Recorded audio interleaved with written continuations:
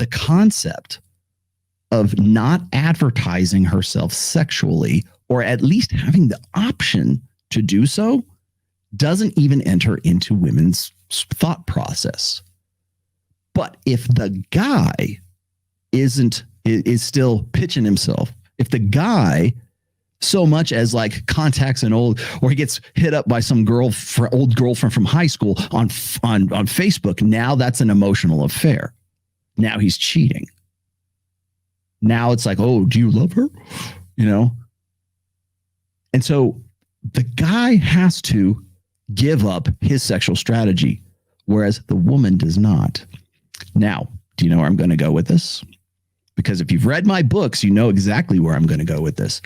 This is the cardinal rule of sexual strategies.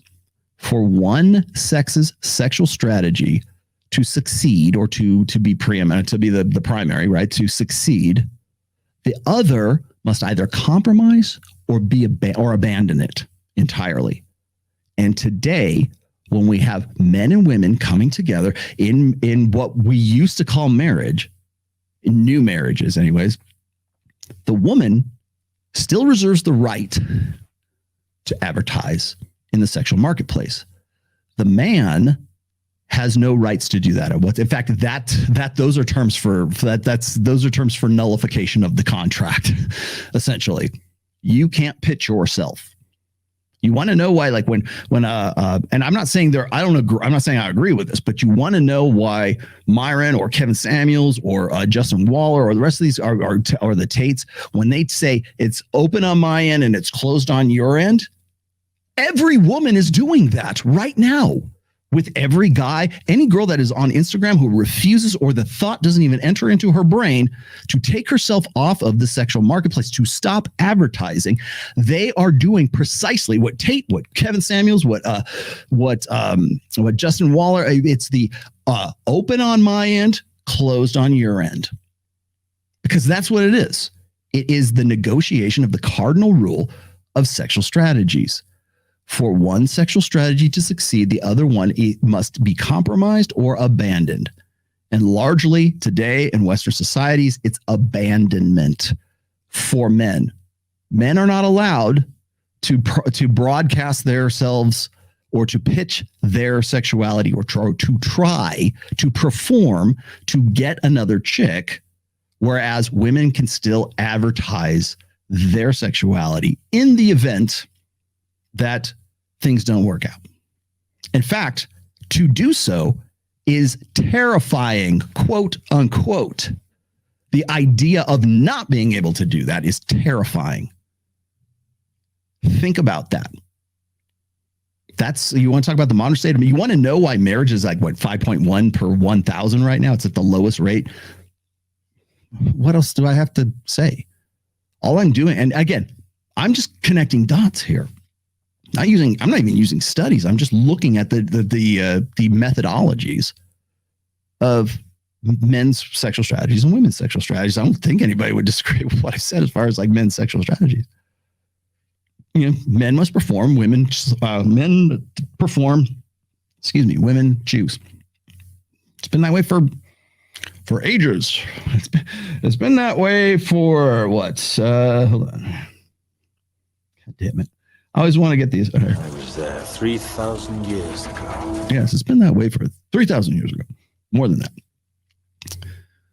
So when women can remain in the sexual marketplace, but men are not allowed to remain in the sexual marketplace, I don't care how much you want to harp on and bang the gong about responsibility, tradcons, when that's the arrangement.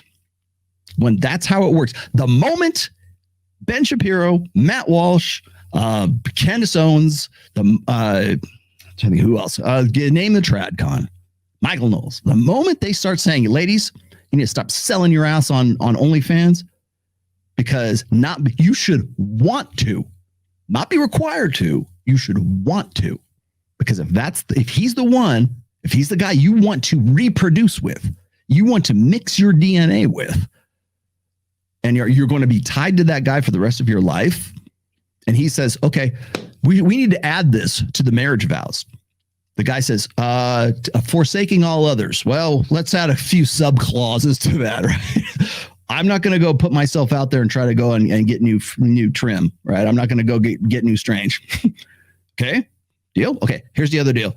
And in the marriage contract, you take your ass off of OnlyFans and you take your ass off of Instagram. Now, if that were to be part of the case, women say, well, that's an obligation and that's insecurity, blah, blah, blah. The reason they say that is because it's terrifying to not have that.